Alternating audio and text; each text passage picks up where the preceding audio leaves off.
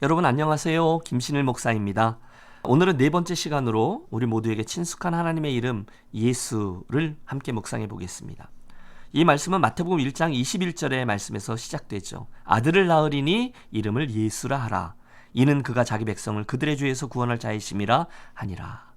예, 우리 잘 압니다. 성자 하나님의 이름은 구원자 예수예요. 그리고 그 이름에는 자기 백성을 죄에서 구원할 자라는 뜻과 목적이 담겨 있죠. 전혀 모호하지 않습니다. 여러분, 사도 바울 선생님이 있잖아요. 그는 예수님을 만난 뒤 일평생 그 이름의 의미를 분명히 알고 평생을 그 이름을 전하는 전도자로 살아갔습니다. 하지만 우리 질문해야 하죠. 어떻게 저가 그럴 수 있었을까요? 이게 오늘 이야기의 포인트입니다. 여러분, 예수라는 이름 뜻을 알았던 저가 평생 흔들리지 않고 전도자로 살아갔던 이유, 우리 함께 로마서 8장과 9장에서 찾아보도록 하겠습니다. 사실 로마서 9장을 바르게 이해하기 위해서는요, 바로 앞에 나오는 8장의 마지막 부분을 살펴보아야 돼요.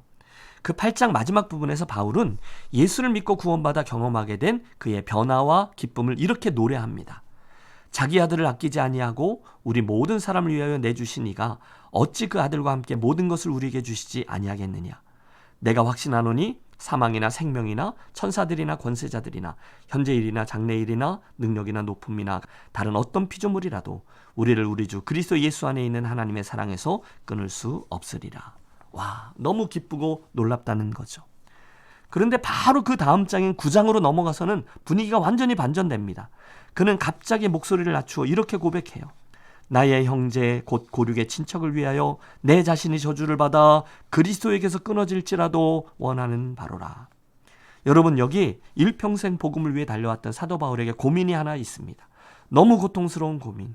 그것은 바로 민족이, 그의 동족이, 그의 가족이 복음을 받아들이지 않는다는 것이었습니다.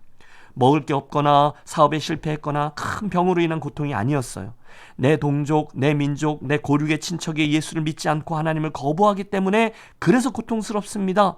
여러분, 그렇게 외치는 거예요. 자기 스스로를 죄인 중에 괴수라고 했던 바울이 이방인의 사도가 되어 복음을 증거한 결과 수많은 이들이 예수님을 믿고 구원받았거든요. 그런데 그의 동족들은 끝까지 그 구원자이신 예수님을 거절했다는 거예요. 이게 지금 사도 바울에게 너무나 큰 고통이었다는 것입니다. 사실 그 9장을 보면 이스라엘이 하나님으로부터 받은 많은 특권과 축복들이 나열되어 있습니다. 먼저 이스라엘 백성들은요, 하나님의 양자가 되는 특권을 얻었습니다.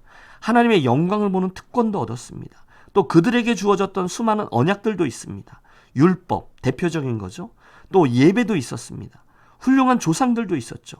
아브라함, 이삭, 야곱, 요셉. 여러분, 이름만 대도 가슴이 뛰는 그 믿음의 사람들. 그리고 그들과 함께 써내려갔던 전통도 있어요. 그리고 마지막으로 구원자이신 예수 그리스도 그 메시아가 그들의 혈통으로 태어나는 놀라운 특권까지 얻었습니다.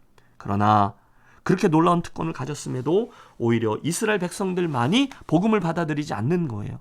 하나님의 백성이라 자부하던 그들이 하나님의 아들을 십자가에 못 박죠. 교회를 핍박합니다.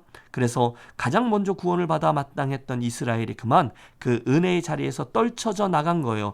그래서 바울이 고통 중에 절규합니다. 내 형제, 내 민족이 구원받을 수만 있다면 아버지, 내가 저주를 받아 그리스도에게서 끊어지는 것도 상관하지 않겠습니다.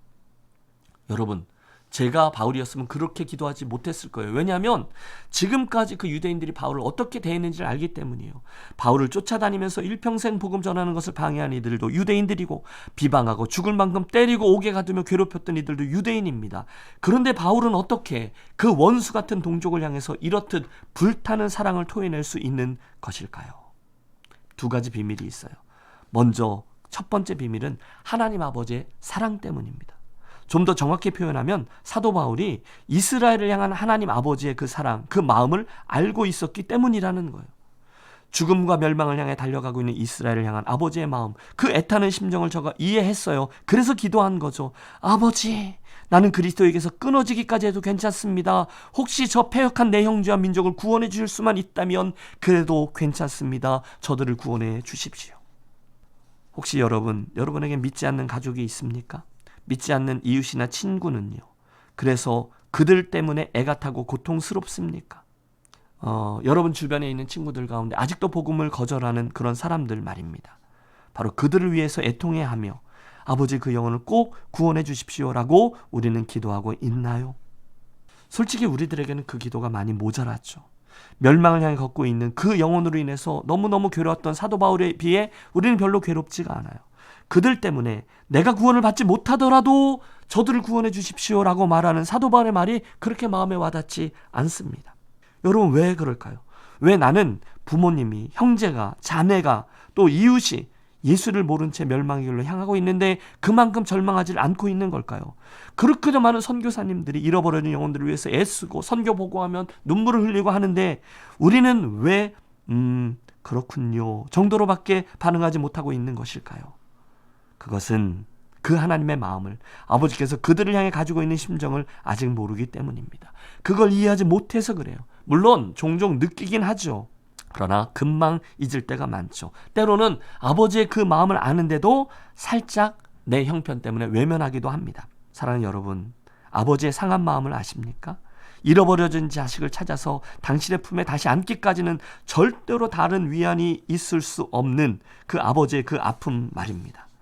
여러분, 누가복음 15장에 나오는 탕자의 아버지가 그날 아침에 그냥 기분이 동하고 느낌이 좋아서 그 아들을 기다렸나요? 아니죠. 그 아들을 떠나보낸 이후 아버지는 매일매일 그 행동을 반복했을 거예요. 그날 밤 집안 문을 걸어 잠그지도 않고 주무셨을 거예요. 왜? 혹시나 그놈이 왔다가 용기를 내서 문을 여는데 문이 잠겨있으면 그냥 돌아갈까 봐. 여러분, 그게 아버지의 아픔이에요. 아버지의 눈물이에요. 그걸 알 때 비로소 우리는 고통스럽게 눈물로 죽어가고 있는 형제를 위해 기도할 수가 있는 거죠. 그래서 저는 이 시간 여러분과 함께 기도 제목 하나를 붙들고 싶습니다. 아버지, 우리에게 아버지의 그 마음을 주십시오. 우리에게 아버지의 그 시선을 주십시오. 그거죠. 아버지의 눈으로 세상을 보면요, 우리들의 관심이 영원한 것으로, 주님께 인정받을 만한 것들로 옮겨집니다. 아버지의 마음으로 영혼을 느끼면요, 사도 바울의 그 기도를 나의 것으로 삼을 수 있어요. 아버지 꾸시는 꿈을 내가 꾸면요, 요한계시록 7장의 이야기가 내 인생의 꿈과 비전이 될 줄로 믿습니다. 그리고 나서 순종이죠. 청지기로 사는 거예요. 아버지가 그 영혼들을 향해 가지고 있는 사랑, 그걸 사도 바울이 이해했기 때문에 그렇게 기도할 수 있었다는 것이죠. 두 번째, 여러분, 우리가 잃어버려진 영혼을 보면서 안타까워하지 않는 이유는 그들에게 꼭 필요한 이 구원의 시급함을 모르기 때문입니다. 세상은요, 나 없어도 그럭저럭 잘 돌아가는 것 같아요. 그 사람이 구원받지 않아도 뭐 별 특별한 문제가 없어요. 그런데 과연 그럴까요? 사랑하는 여러분, 우리는 눈을 들어서요, 예수를 믿지 않은 채 잘 사는 것처럼 보이는 그들에게도 진정으로 예수 그리스도가 필요하다라는 사실을 직시해야만 합니다. 우리는요, 믿지 않는 친구, 가족들을 볼 때 잃어버려진 사람으로 보아야 돼요. 비록 그가 권세도 있고 돈도 있고 지위도 있고 다 가진 것 같은 사람처럼 보여도 그는 별 사람 아니에요. 그는 예수 그리스도가 필요한 잃어버려진 영혼입니다. 그걸 알아야 돼요. 우리 종종 착각하잖아요. 아, 저 사람 아무리 보아도 예수님 필요하지 않겠어. 돈 있겠다, 건강하겠다, 자식들 잘 되겠다, 평판 좋겠다. 도대체 뭐가 아쉬워서 예수를 믿겠어. 그러다가 혹시 그에게 어려움이 생기면 그때는 한번 예수 믿자고 권해보자. 그렇게 생각합니다. 그러나 여러분, 그렇지 않아요. 누가복음 19장에는요, 세리 삭개오 이야기가 나오잖아요. 삭개오는요, 그 외적으로 키가 작다는 것 외에는 부족한 게 하나도 없는 사람으로 보입니다. 그는 세리장이었어요. 출세했고요, 돈도 많았습니다. 그는 세상의 안락을 쫓고 누리는 그런 사람이었어요. 그러나 주님의 시선으로 바라본 삭개오는요, 구원이 필요한 죄인이었어요. 주님은 삭개오가 그 나무를 오르는 걸 보셨죠. 그의 영적인 갈증을 본 거예요. 그를 보고 예수님이 다가가셔서 한마디 하셨잖아요. 삭개오야, 내려오라. 그 말 한마디에 삭개오는 스스로 와르르 무너져 내립니다. 주님, 제 재산의 반을 가난한 이들에게 나누고 토색한 일이 있으면 4배로 갚겠습니다. 주님이 기뻐하시죠. 오늘 구원이 이 집에 이르렀도다. 여러분, 함께 기억하겠습니다. 아직 예수를 믿지 않는 그분은요, 별 사람 아닙니다. 그분은요, 그냥 그렇게 두면 결국은 멸망해버리고 말 진노의 자식들입니다. 여러분, 이렇게 강한 표현을 써서 죄송합니다만 하나님께서 이미 그렇게 진단을 내리셨어요. 그분들은요, 별 사람 아니에요. 죄인이에요. 따라서 오늘 우리가 이 말씀을 그대로 믿고 그 잃어버려진 영혼을 말씀 그대로 멸망의 길로 향하고 있는 잃어버려진 존재다라고 보기 시작할 때, 그때 우리는 증인이 되고 전도자가 되고 선교적인 인생과 교회를 살아가고 세워갈 수 있는 것이죠. 제가 운동을 좀 합니다. 그런데 제가 모든 운동을 좋아하지만 절대로 배우지 못하는 운동이 하나 있어요. 그건 뜻밖에도 수영입니다. 이유가 있어요. 제가 초등학교 저학년 때인데요. 저희 어머니께서 교회학교 교사를 하셨는데 여름 성경학교를 마치고 교사 위로회를 갔어요. 그때 따라간 곳이 저 유명한 한탄강이었습니다. 빠져 죽는 사람이 많아서 한탄강이라고 했다죠. 즐겁게 물놀이를 하다가 그만 갑자기 제가 그 한탄강에 확 휩쓸리게 된 거예요. 한참을 놀다가 저쪽에 어머니가 계셔서 반가운 마음으로 엄마 그러면서 건너는데 여러분 강바닥에 돌들 중에 이끼가 꼈는지 이렇게 미끄러워서 제가 미끄러지면서 넘어지게 되었고 물살이 아주 급해서 거기 확 휩쓸려 떠내려가는 거예요. 여러분 물에 빠져 죽는 거 금방입니다. 애들 표현을 쓰면 장난 아니에요. 지나갔으니까 하는 말이지만 그때의 급박한 상황을 제 언어 표현력으로는 도저히 다 묘사할 수가 없어요. 눈이 뒤집힌 거죠. 물에 휩쓸려서 내려가는데 그렇게 꼴깍 하면서 급류에 휩쓸려서 내려가는데 그 상황에서 눈을 떠봤더니 정말 모든 게 물감색 그대로 샛노랗더라고요. 그런데 지금도 영화의 한 장면처럼 제게 각인되어 있는 순간이 있습니다. 그 당시 저희 어머니 체격이 듬직하셨거든요. 그런데 그 어머니께서 급류에 휩쓸려 떠내려가는 저를 보시고 저쪽에서 발을 동동 구르며 어떻게 하지 못하고 어떻게 그러면서 그 강가를 따라 내려오시더란 말입니다. 꼴깍하는 그 짧은 순간에 느껴지는 그 강렬한 느낌. 급류에 휘말려 떠내려가는 아들을 바라보며 저걸 어떻게 하며 안타까운 어머니의 모습을 저는 절대로 잊을 수가 없어요. 그때 제가 깨달았죠. 적어도 나는 주워온 자식은 아닌가 보다라고요. 여러분 바로 그 마음입니다. 사랑하는 여러분, 오늘 여러분의 부모님이나 형제 자매들 중에 혹시 여러분의 친구나 이웃 중에 아직도 예수님을 믿지 않고 거부하며 끝까지 버티는 영혼이 있습니까? 그때 그 영혼들을 바라보며 여러분 바로 이 마음을 품으셔야 한다는 거예요. 저걸 어떻게 해? 내 아들 하나밖에 없는 내 아들 그대로 두면 빠져 죽는데 지옥으로 떨어지고 말 텐데 발을 동동 구르며 안타까워 하셔야 돼요. 그래야만 그때에만 우리는 고통 가운데 눈물로 애통해하며 기도할 수 있습니다. 예수를 믿는다는 것과 믿지 않는다는 것 지금 별로 차이가 나지 않아 보여요.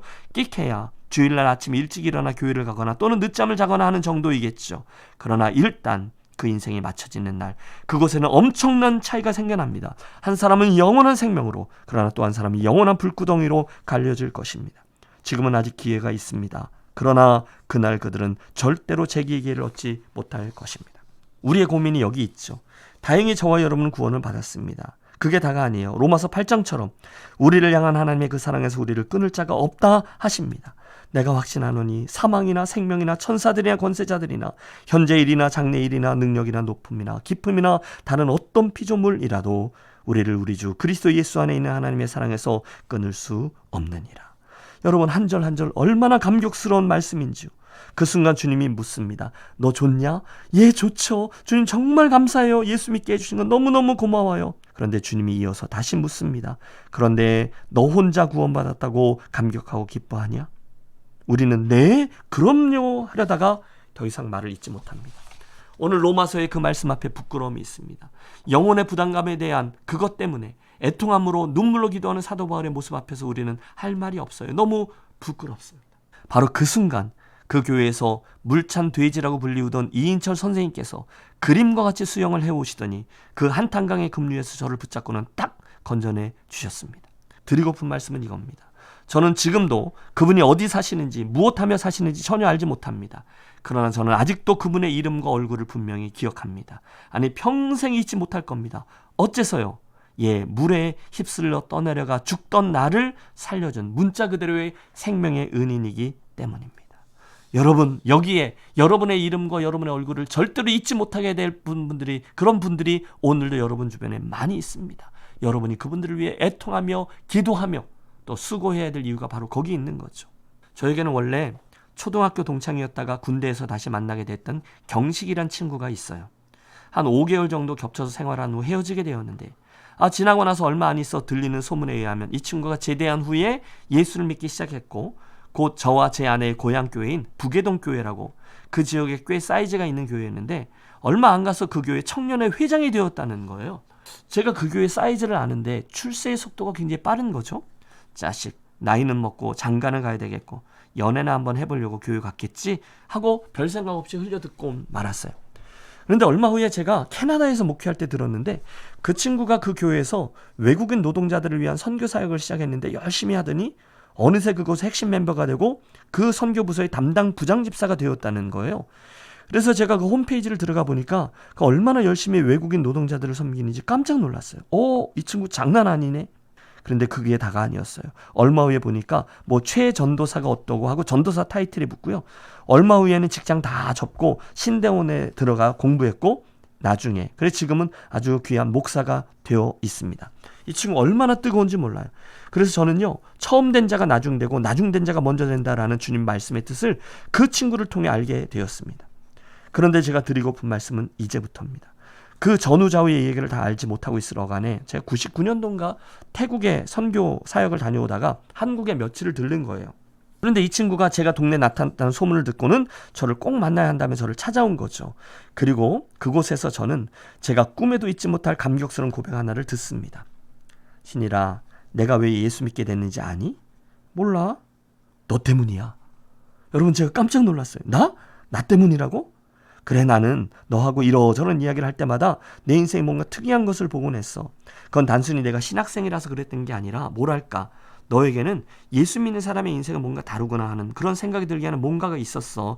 그래서 그게 뭘까 하다가 헤어질 때 교회 다녀 임마 라고 했던 네 말이 생각나서 교회를 갔고 그곳에서 예수님을 만났어. 그래서 나는 내 인생에 가장 귀한 예수님을 소개해준 내게 늘 감사해 라고 말하는 것이었어요. 와, 사랑하는 여러분, 저는 그날 그곳에서 한 영혼이 구원받을 때 아버지께서 얼마나 기뻐하시는지 그 마음의 일부를, 그 천국 기쁨의 일부를 맛볼 수 있게 되었어요. 어떻게 된 건지는 잘 몰라요. 그러나 분명한 건 그 친구가 부족한 저를 통해 예수님을 보게 되었고 알게 되었다는 거예요. 너 때문에, because of you, 바로 그 이야기죠. 그 친구의 인생에 가장 귀한 예수, 가장 복된 예수를 감사하게도 부족한 저를 통해 그가 발견하게 되었다는 거죠. 여러분, 저는 지금도 그때 그 친구의 고백을 잊지 못해요. 너 때문이야. 너 때문에 내가 예수님을 알게 되었어. 너무 감사해. 여러분, 이 이야기는요, 여기서 끝나지 않아요. 그날 제가 하나님 나라에 도착했을 때 저에게 달려오면서 당신 때문에 내가 천국에 올 수 있었어요 라고 말할 사람은 단지 그 친구 경식이뿐이 아니에요. 제가 믿기로 오늘 그 친구의 사역을 통해 예수를 알게 된 수많은 외국인 근로자들, 그들이 선교사가 되어 돌아가 그 땅에서 그들을 통해 예수를 알게 될 수많은 사람들 또한 저에게로 달려와 당신 때문에 라고 외치지 않겠습니까? 여러분, 그 친구는요, 지금 선교사 또 목사로 안산에서 이주민 노동자들을 위해서 얼마나 열심히 사역하고 있는지 몰라요. 그렇다면 그들조차 저에게 because of you 라고 인사하지 않겠냐는 거예요. 여러분, 이게 웬 축복입니까? 이게 웬 영광입니까? 오늘 우리가 함께 씨름했던 하나님의 이름 예수에는 잃어버려진 자를 찾아 구원하기 원하시는 하나님의 간절한 마음과 의도가 담겨 있습니다. 그 이름에 담겨져 있는 그 의미를 기억하시고 그날의 사도 바울처럼 잃어버려진 영혼을 바라보고 애통해 하시고 기도하시고 지혜로운 방법으로 그들을 주께로 인도함으로 구원하시는 하나님 예수 그리스도를 여러분의 삶과 사역을 통해 체험하고 증명하는 그런 인생들이 되시기를 축복합니다. 감사합니다. 지금까지 김해제일교회의 김신일 목사였습니다.